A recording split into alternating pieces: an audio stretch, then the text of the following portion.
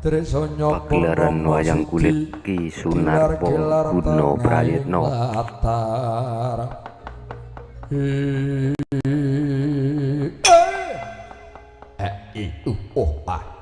Bergegek ugeg sadulita hemel-hemel petis les nutul jae wana. Nuwun mangke temangke duh Penemban kula badhe nderek miterang. Paduka nilaraken Patapan Giri Sarangan. Etanganipun sampun sawetawis dangu. Mboten namung dinten, mboten namung wulan ning malah kepara taunan. Kepara taunan bebasanipun ngantos sepuh mapan wonten sak tengahing wana tunggul. Kula badhe nderek miterang gegayuhanipun Paduka Begawan Palasara niku jan-jane napa?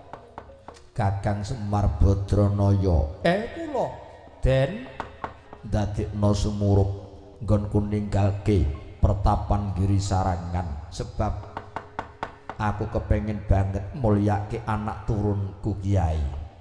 Kepengin mulyakaken putra wayahipun Sang Begawan Palasara. Mengkono.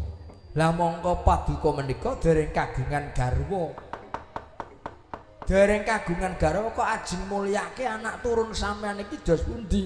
Iso wae Pak iki kepengin mulyake anak turune tanggane ya iso. Anggangge orang-orang ora melu gawe, melu ngomong terus ngragati nyekolake iso wae. Rak nggih to, Penembang? Ora Bagong. Waduh, ora pas e, Truk. Meneng wae iki agek wigati. Injih nuwun sewu. Mongko sampean niku dadi pendhita pun sepuh. Empun sepuh. Nganti bebasanipun namung kantun balung lan kulit. Rinten lan dalu ingkang kaesti amung gayuh kasampurnan. Nengenaken dhateng kasutapan. Benjang menapa nggenipun badhe nambut silane ngakrami Kakang Nayantaka Sumurupa. Rening aku pinaringan pusaka yaiku wujuding kendhaga. Kendhaga iku mau ana gambare wanita. Ora ana liya mung kejaba Bathari Rukmawati. Merga banget endahing wujud. Merga banget endahing wujud Kiai. Aku ora bakal nambut silaning akrama yen durung pinanggih wanita kang wujude kaya dene Bathari Rukmawati.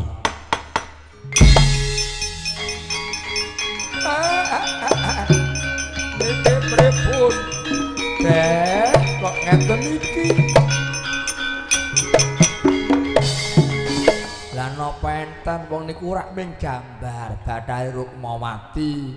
Niku ming gambar utawi foto nek kula karo sampeyan niku tumita wonten jagat gumelar niki. Apike ngeten mawon, pripun? Golek wartawan terus niku gambare mangke dilebetke teng surat kabar, napa teng Kompas, napa teng YouTube. Kok YouTube e gong wara-wara sapa sing nemokke wong wedok sing wujude kaya ngene go ngene. Kakean ragat. Lah upami kok ngantos mboten wonten mercu padha wanita sing wujudipun kados dene Bathari Rukmawati. Luwih becik Begawan Palasara aku bakal dadi Joko selawase urip. Aduh, lah kok malah magang dadi Joko niki pripun? Ampun magang dadi Joko. Nggih, ampun magang dadi Joko mesake. Nek Joko niku selawase ora bojo-bojo nggih ming Joko terus. Kakang Semar, kula Gus Sumurupa. Nggonku nglakoni tapa brata ana tengah alas tunggul. Rek maku nganti kanggo nyusuh manuk emprit loro cacahe. Mongko wis padha ngendhog ana susuh iki Kiai.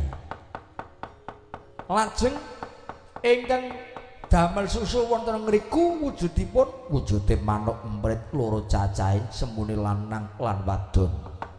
Mongko pun nigan wis ngendhog Kiai. Mesake banget yen ora dingkremi. Yen nganti ora dingkremi endhog iki ora bisa dadi peksi. Keparingipun Paduka Sangadi Penemban iki dos pundi? Aku bakal ngupadi manuk emprit loro cacahe mau sing wis gawe susuh mapan ana rikmaku mesake banget supaya endhog iki diengkremi Kyai. Kadhong langkung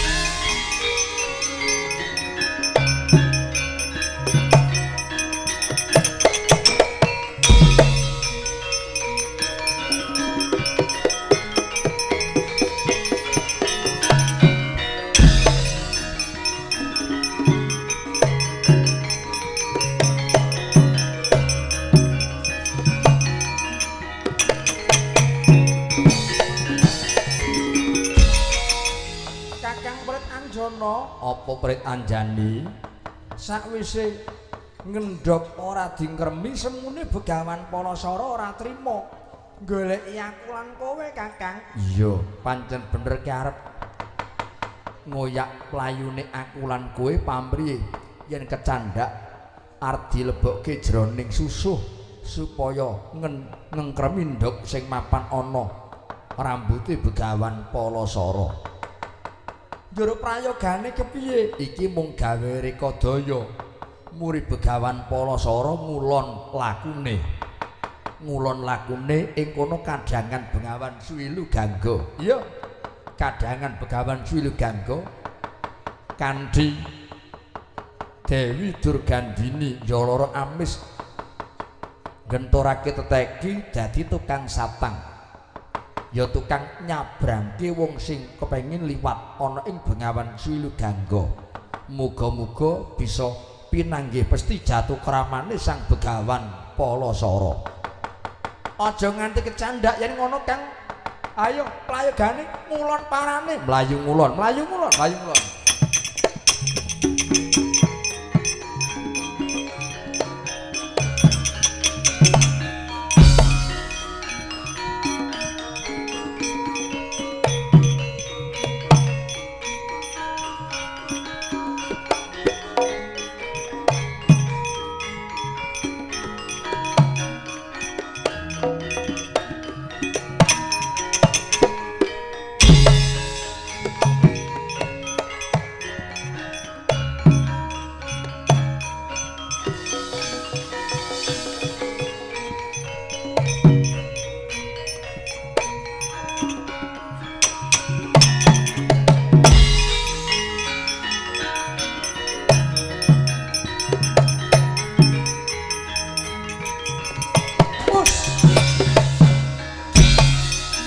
Pelajaran guru.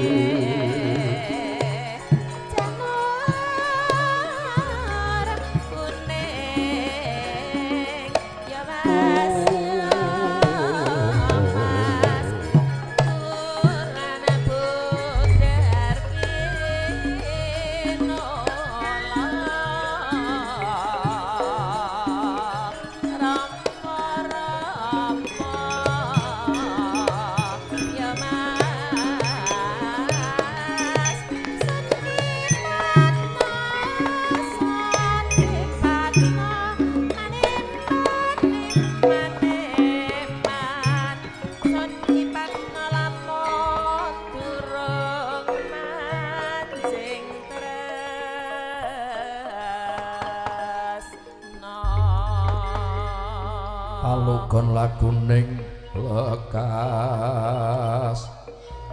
lukita linuting kidung kadung kader ngamomong memangun manah rahayu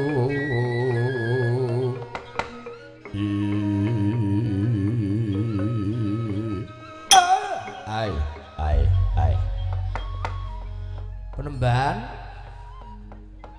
Penemban Kakang Semar kepiye icalipun manuk emprit kalih menika wau dipun bujung kok ical tanpa ketandha manuk ilang truk manuk ilang dong waduh manuke pangan kucing iki mesti tinggal nyambut gawe tobruk kucing brodol wulune dikepah-kepah ora ketobruk kucing wong ketok wae ora kok mbone ndi ilange karena nggeryamen iki manuk do ilang kok reng pemenang ngger mangsa adem-adem manuke do dadi ilang ning nek engko anggere jam 6 terus didusi dikumbah lah manuke terus ketok urip meneh iki tak sawang ana wanita kang wujude endah sulista ing warna mapan ana tepining bengawan Suwilu Gangga kowe sapa menawi paduka nila krami dhateng jasad kula Penemban kula inggih sudya mastanipun Durgandini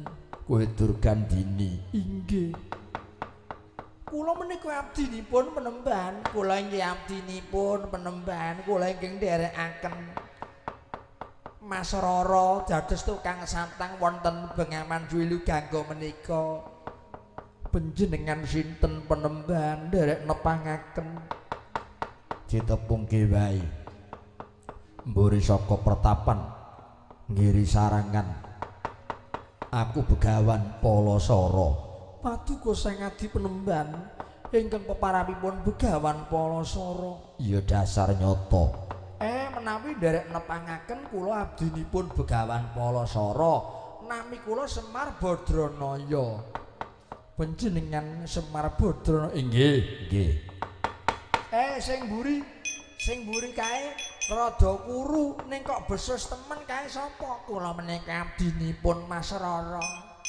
kula nggih abdinipun ya duwe jeneng inggih gadah Kiai kula gadah nami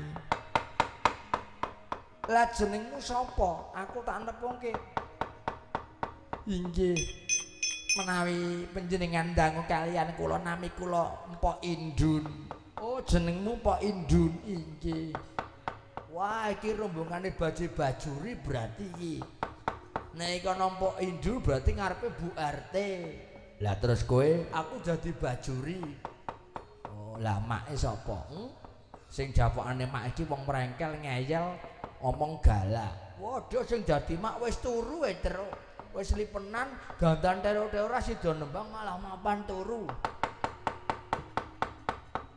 aku bakal mlaku ning kadangan Bengawan Suwilu Gangga Durgandini kok kedumunung ana papan kene Wale-wale menapa dhuwur penemban, pakaryan kula menika dados tukang satang. Kowe tukang nyabrangke wong kang kepengin lumawat ana ing bengawan iki kasinggihan mekaten. Upama aku njaluk turung disabrangke apa kowe ya sagu. Mapan menika sampun dados pedamelan kula. Badhe kula tindakaken penemban. Iya, yen pancen kaya mangkon aku njaluk tulung kanthi banget. Aku disabrangke Durgandini. Lah kula niki pripun? Kula Gareng Petruk kali Bagong bebarengan karo Ponokawan Kakang Semar Gareng Petruk lan Bagong. Nuwun pangapunten penemban. Raning nuwun sewu praonipun menika alit. Praonipun menika alit menawi piyai gangsal 6 kula menika mangke praonipun boten badhe kiyat tundhonipun malah badhe kelem. Njur prayogane namung cekap kula kaliyan panjenengan kemawon. Banjur Ponokawan mangke gampil badhe kula sabrangaken wingking penemban. Paripaksa Kakang Semar kowe ngenteni dhisik ana papan kene. Kula sing nderek kalih panjenengan nggih penemban. Jarene praune ora kuat merga praune cilik.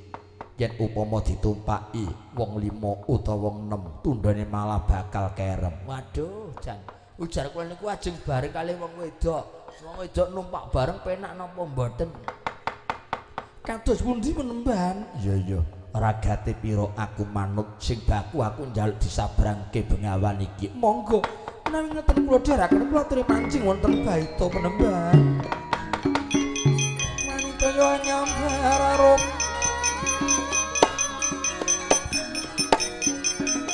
Oh.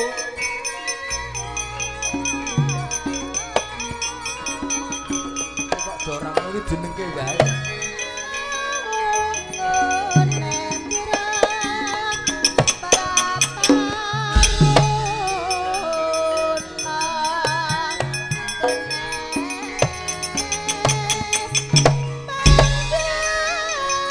Iya Pak, ngenteni kene ngenteni kene.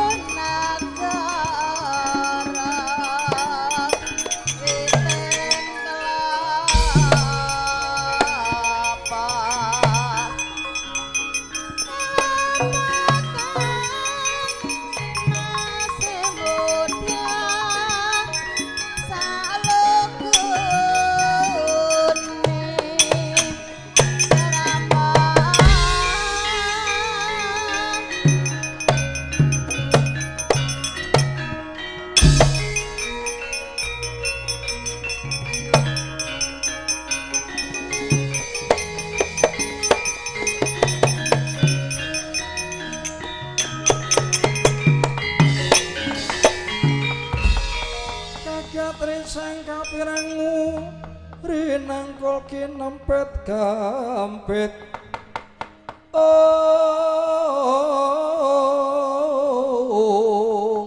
dosang retnaning bawana ya ki tukang malang ati ya ki tukang ngena sing tias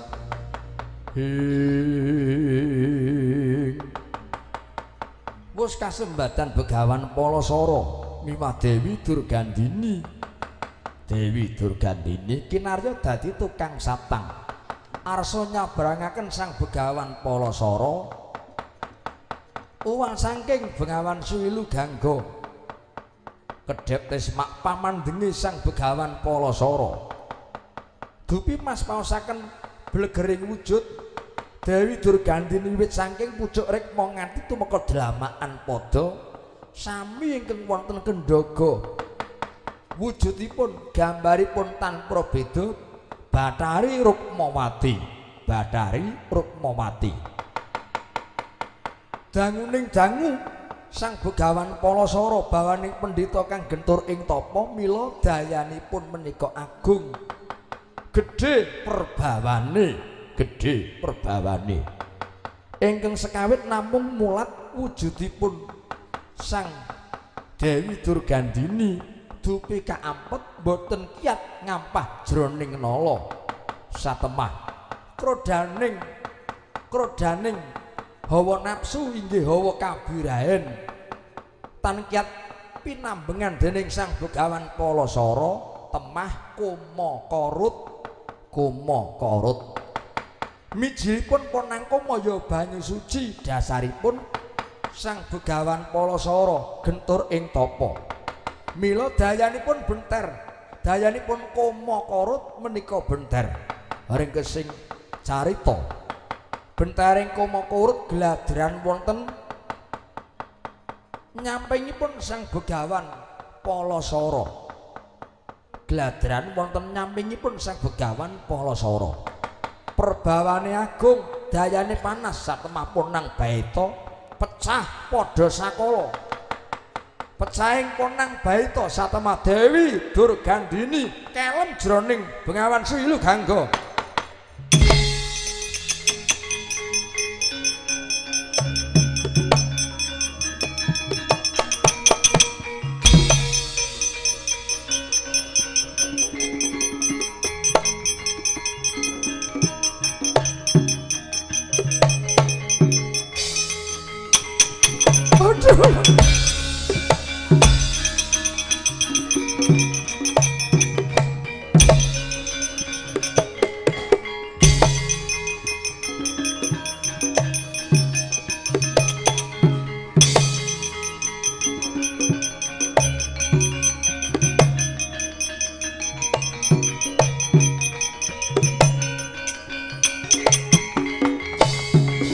pecahing ponang Baita sekawit dayanipun sang Dewi Durgandini ingkang nandhang Mala Ina tegesipun gandane banger bajin kringeting gondo marus mila pecahing ponang Hantiga kanan lan kering satemah dados jalma manungsa dene gandanipun utawi satipun sang Dewi Durgandini ugi temah dados jalma manungsa kocapa memalanipun sang Dewi Durgandini ingkang sinarep dening yuyu salah kedaden ing ngriku ugi dados jalma manungsa wujudipun pawestri klempakaning memala kumpulaning memala satemah ugi dados jalma manungsa kagat kang sami tumingal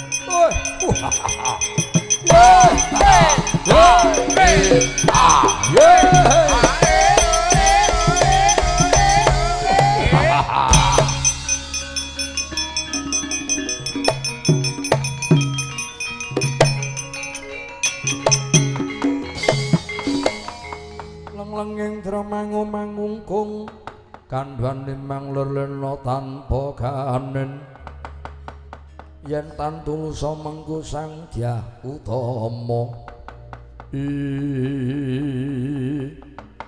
Dumu kula nyuwun pengayoman kula badhe nderek mitrang kula menika yoganipun sinten kula menika yoganipun sinten kula yoganipun sinten oh kula yoganipun sinten kulun kabeh wae wujud jalma manungsa kang priya lan wanita Sira tak pundhut putra Andanu ulun Bathara Rekathatama. Sumurupa Yengger sira ingkang lungguh ning papan kene anjajari panjenengan ulun. Sak temene ing nguni kita dumadi saka suker sakit wujude yaiku set.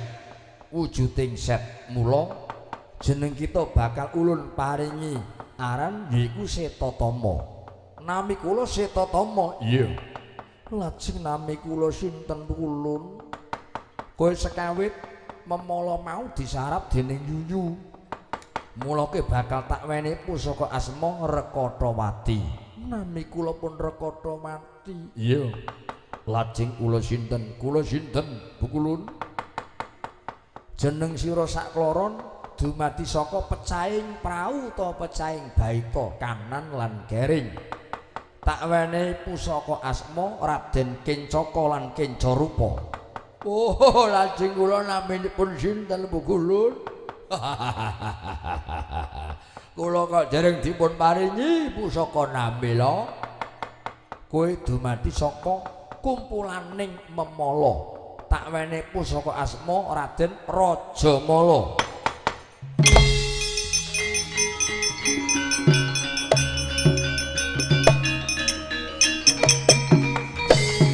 Mapak ana dasaring samudra yen arep nyawawa Sudarma, aku dudu Sudarmamu. Lajeng kula yoganipun sinten? Kula yoganipun sinten Bu Kulun? Sak temene kita iku yogane pandhita ingkang gentur tapane yaiku Begawan Palasara. Kita yogane Begawan Palasara. Dene ibu kita yaiku Dewi Durgandini kang sejatine tukang satang. Nyabrangke wong sing kepengin liwat Bengawan Swilu Gangga. Mula yen karep nyawawa Sudarma golek ana wong tuamu Begawan Palasara lan ibumu Dewi Durgandini.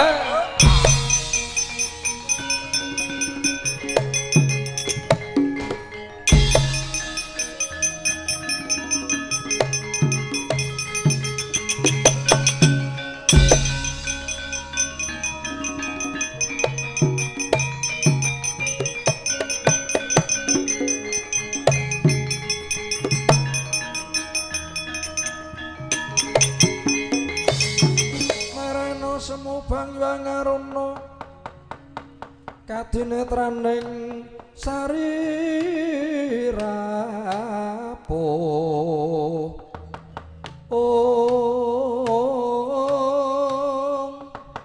ringkan negara saketer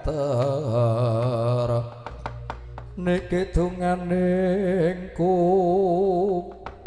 lirmu sing wene panca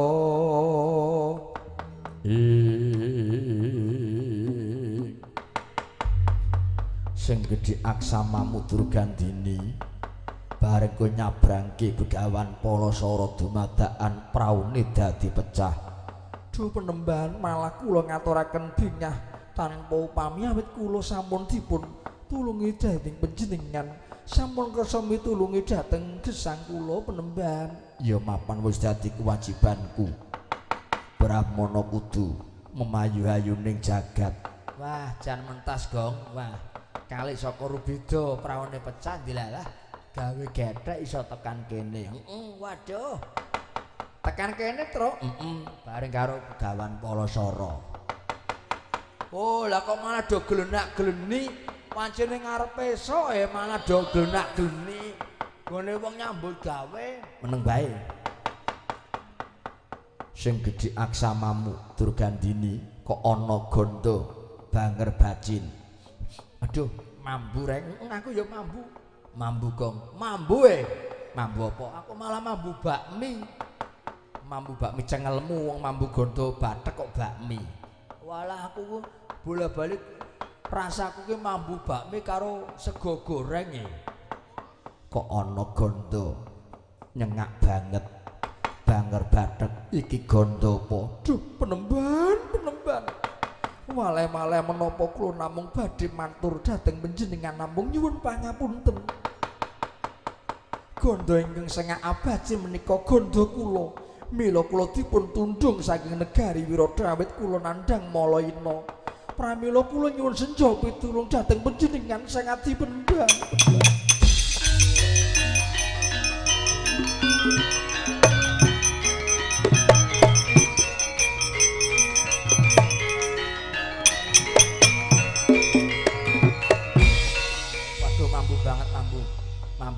Mambu bajin.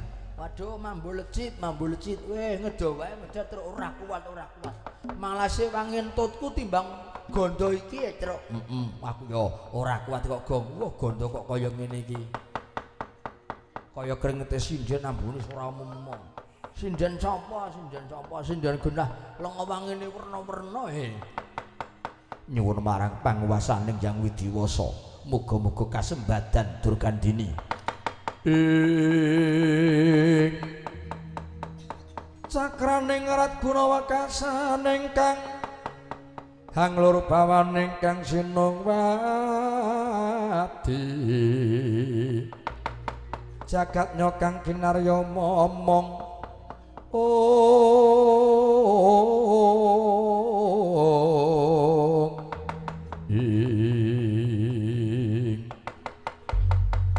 sedakep saluku juga ngeningke panca indriya nutupi baban hawa sanga sang begawan Palasara ngeningaken cipta nyuwun marang panguwasaning Bathara nedya hangu sadane penandhangipun sang Dewi Durgandini ya Dewi lara amis katarima ing dewane sedaya memala gondo sengak abacin keringet kang gondo marus sanalika ical uwal saking raganipun sang Dewi Durgandini satemah lulus raharja saged kaberat temah babar pepadang jumegluk jroning ngakasa